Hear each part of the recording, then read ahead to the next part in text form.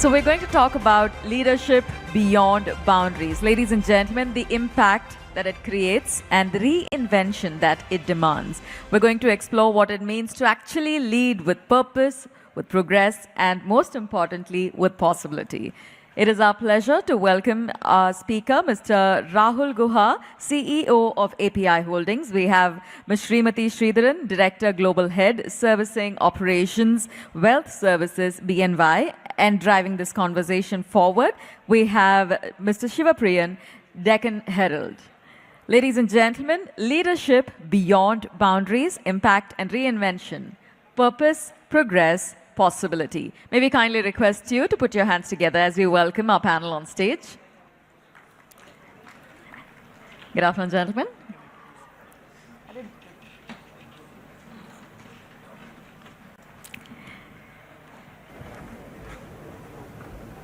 Our stage is set. We have Mr. Sivapriyan, Mr. Rahul Guha, and Ms. Srimathi Sridharan. Ladies and gentlemen, if I may request you to put your hands together as we welcome them and hand the floor over.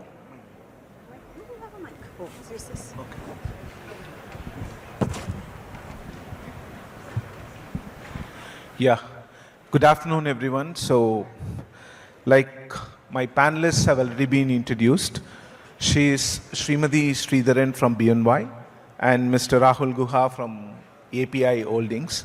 So like API Holdings owns Thyrocare.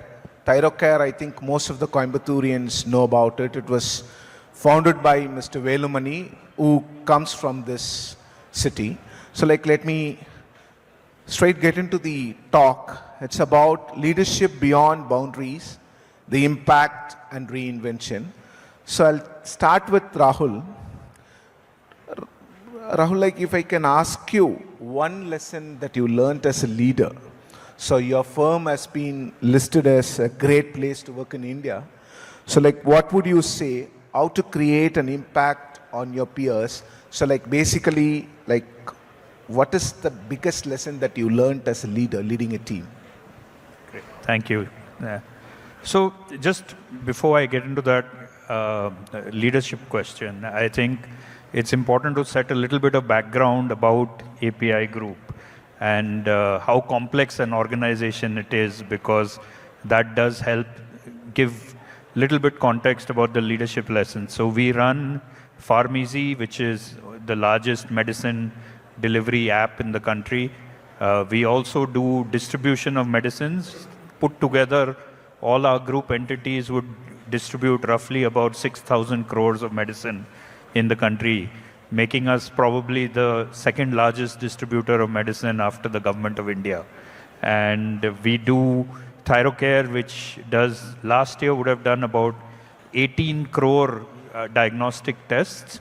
So, you know, definitely the backbone for diagnostic testing in the country. So it's a very large organization, about 30,000 people. We service every part of the country, from the very tip of the north all the way to the south. And so as a leader of such a large and complex organization, I think the most critical thing for me is to build the team. In fact, 95% of my time just goes in ensuring that I have the right people. And I know what I'm going to say is sound very simple in a conversation, but very, very difficult in reality, is to ensure you have the right people in the right place with the right capabilities and fully empowered to take decisions. And for me, those are my primary responsibilities as the CEO, because I can't be everywhere. I can't take every decision. And so I think as a leader and making, for example, becoming a great place to work is really to have the right team and empower them to be able to deliver.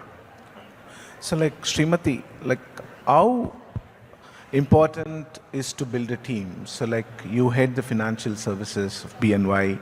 So like people say that impactful teams deliver impactful solutions. So like how important is to build a team? How does an entrepreneur or leader build his or her own team?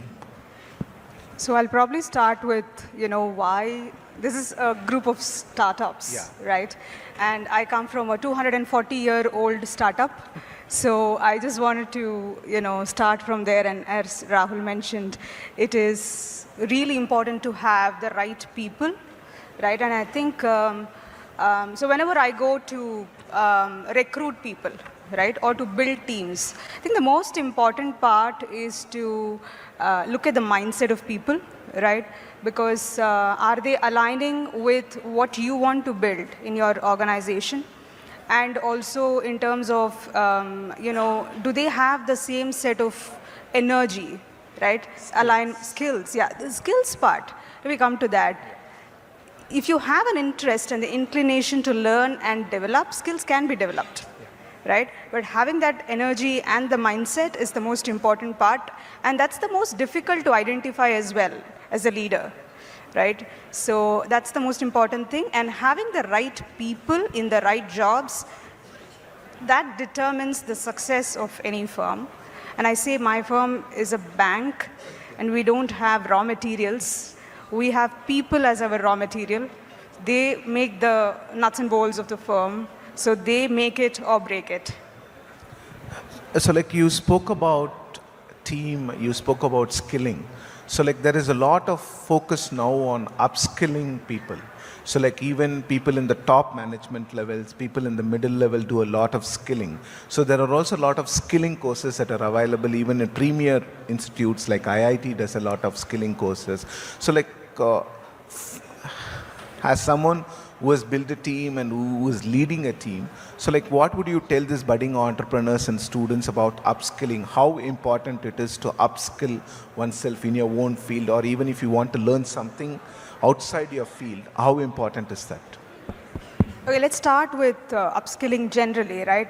And I find a lot of youngsters, right, Gen Zs, wanting to learn something new. It's easier when you're young. But today, age or whichever level you are in an organization should not stop you from upskilling. And I think that's the most important part. And that's the toughest for leaders to change in the organization as well. To get your middle management, to get your top management, to understand what the new technologies are, right? To get the buy-in. Because if someone who's just starting out, and if they have an idea, they want to try some new technology, they've learned it. If they need to get the buy-in, the leader needs to understand what exactly it is, right? So if they don't understand, it's very difficult to get the buy-in, and for that, the leader needs to upskill, right? So the learning should not stop. It cannot stop, because we'll become obsolete if we don't continue to learn. So like Rahul, so like I'll start from where I left off there. So like when you think about upskilling, so like how difficult or how easy it is to convince your middle level management to go for upskilling, because a lot of people may not be willing, maybe thinking that this is not like something, like it's not just about AI or technology, but about how difficult it is to convince people to go for upskilling, or people willing to get upskilled on their own, or they need some prodding from the management or from their team leads or team heads. See, when it comes to at least getting middle management to step up, right? I think there's a statistic, and if I look at this room, almost everyone would want to be a startup CEO at some point in time. But there's a statistic that roughly only about 5 to 10% of middle managers actually step up in their career to become CEOs or CXOs, if you will. And the large reason that doesn't happen is the upskilling. So I think it's difficult. It has to be internal. I think I know, for example, I have to lose weight, but if you keep telling me I have to lose weight, I'll not listen to you. But, it has to come from within, I think, is my view. Otherwise, it is taking a horse to the water, but at the end of the day, the horse has to drink. So basically, it's something, only a few things can be done by the team lead or team head. So the process of starting something has to come from within. That's what you mean. Or the environment. Okay. So like, your company has acquired Thyrocare and a lot of other firms as well. So like innovation and acquisition, I think Mr. Ratan Tata had said that like acquiring foreign companies help Tatas reach global markets with ease. I think innovation and acquisition are two key factors that makes firms big and popular among people or customers. How difficult or easy it is to convince or bring companies on board for a merger or for a complete acquisition? Understood. So I've seen it all. Okay, we've done, I think, close to 35 M&A in the group over the last, I think, 3 to 4 years. I think my learning, and I'll keep it very short, everyone must believe 1 + 1 = 11. Okay. Only then will any M&A work. Okay. If we, in our heart of hearts, believe 1 + 1 will be 2, but somehow for other interests we decide to accept and move on, right? Then that integration or merger never creates value, in my opinion. It is only when both parties believe genuinely that each party brings more to the table and together it's a force multiplier that it works. So in all our acquisitions, we try our best to ensure, that we retain the existing team, we capitalize on the synergy benefits that we see. And I think that's what leads to a successful acquisition. If it is a takeover, I have often found, it doesn't work. But that's my experience. Please don't go by it as gospel truth. But at least my experience has shown only when you believe genuinely there is a win-win does it work. Okay. Srimathi, let me come to you on AI adoption, because since yesterday, almost I think every session has touched about this word artificial intelligence. Yeah, if you don't say AI, then you don't matter. Yeah. So like how important is AI adoption for companies now? And like how are people for example, you can speak from your experience on how your team is adopting AI, or like is it difficult to adapt to AI, or how important it is for like is it going to be mandatory for us to adapt to AI? Absolutely. See, it's about, knowing about AI, understanding AI, and also not really getting worried about the hype. Yeah. Right? So we have to look at it for what it is. There is value, no questions about that. But that is not the solution for everything, right? Yeah. So the most important part is keeping at it, because in large organizations, even if you have like a AI initiative in progress, it's going to take you at least 9 to 12 months before it goes live.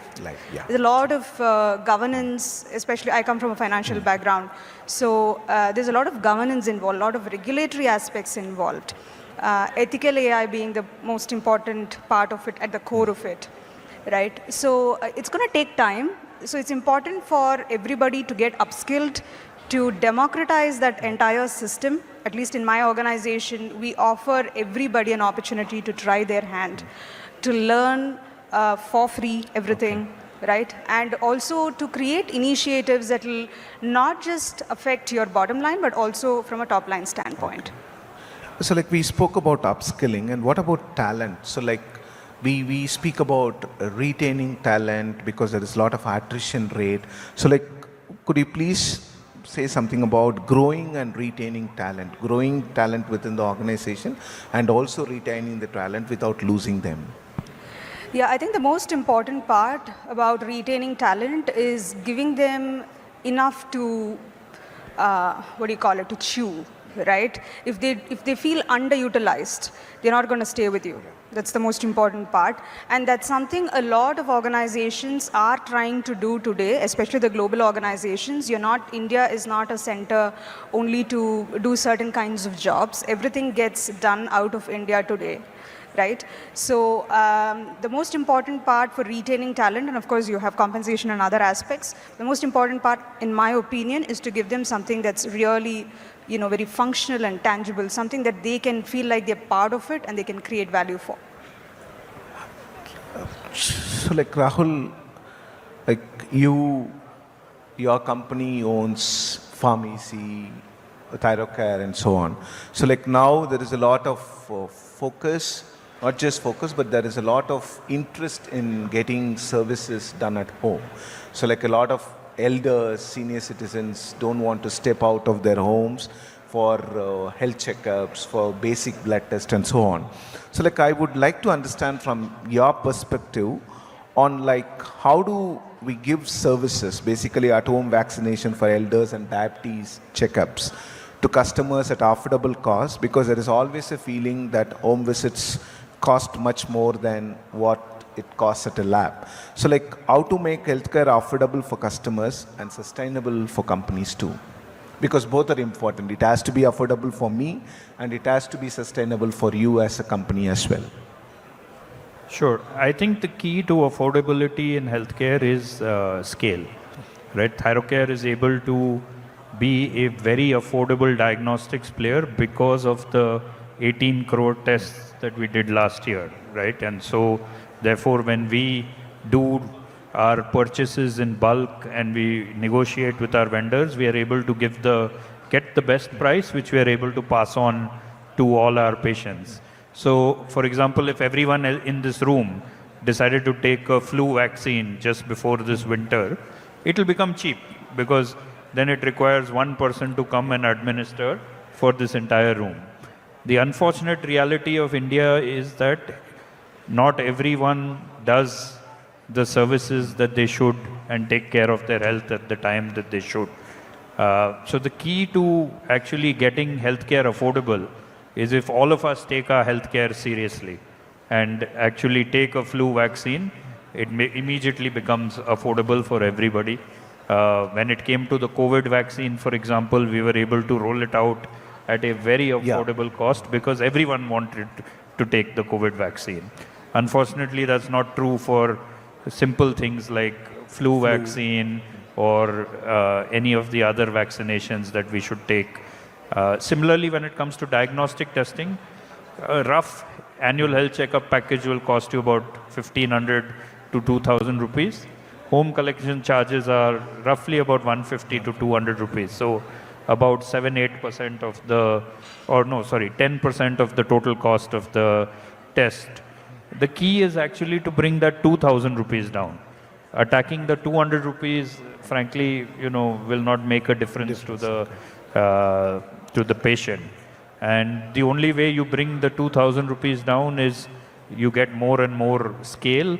And when you get that scale, it becomes a virtuous circle that you have the volume, you can get low prices. With low prices, you can make it affordable and you get more volume. Okay. Sure. Srimathi, my final question to you. So like GCCs are becoming an integral part of global organizations now. So like from the perspective of BNY, a financial organization, and like can you please throw light on this aspect of GCCs becoming an integral part of organizations now? Because Tamil Nadu has been hosting a lot of GCCs like UPS, a lot of companies are choosing Tamil Nadu as their global capacity centers. So could you please throw light on that? Yeah, it goes back to the previous question and the previous discussion that we had in terms of how do we attract talent, right? So we call it global capability centers because of the kind of value and the talent that we bring. Though the cost arbitrage aspect is there, but that's not the only reason they come to India. Okay. Right? Not anymore. I mean, of course, they have much more, economical from an economical standpoint, a lot more other countries that can host them.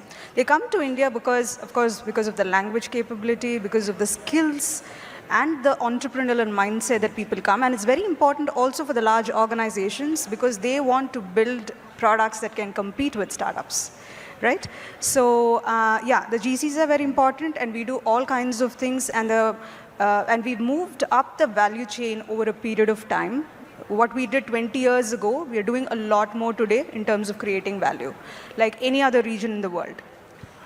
So like it also makes it a point like India is one of the largest markets, so it makes sense for all the companies to come here and tailor or make tailor-made solutions or tailor-made products for India. That irrespective of whether you consider India a market or not. I mean, it's inevitable Yeah. right? India is a market, they can't avoid India, right? But then even if you don't focus on India as a market, it is still a good place to be in. So like we have come to the end of the session. I'll just end the session by asking both of my panelists to just say in a few words what is expected from a leader. So like from being leaders, they should like what should a leader expect and how a leader is expected to be to his team, or like what is basically expected from a leader. First Srimathi and then I'll go to Rahul. Okay. One line, a leader has to be able to see through the clutter, stay persistent to the goal that they have in mind, and be also be able to absorb, take feedback from everybody else. That's one thing that probably some people miss. This is so very strong about their objective, they tend to think that there is no other views around. So yeah. Rahul? A leader is expected to lead, Okay. not follow. Okay. There we end the session. Thank you so much for listening. Thank you to my panelists Rahul and Srimathi.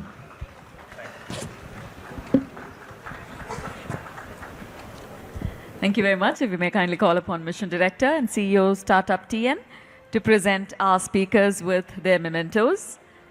Ladies and gentlemen, the mementos today and yesterday are a special touch of Tamil Nadu in it. I'm sure a lot of us are familiar with the yali that occurs very frequently in Indian art.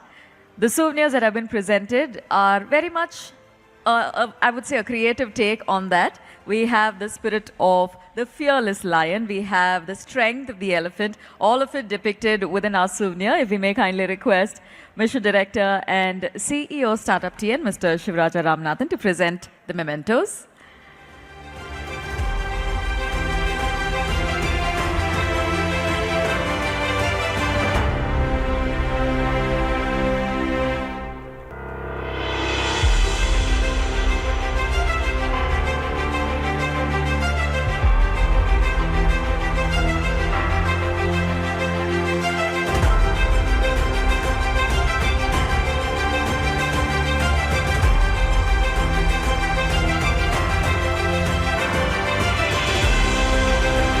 The souvenir has lovingly been named the Tanicons, ladies and gentlemen. So if you do get a chance to see it up close, please do take a look at it. And of course, take in all the details that we have put a lot of thought into.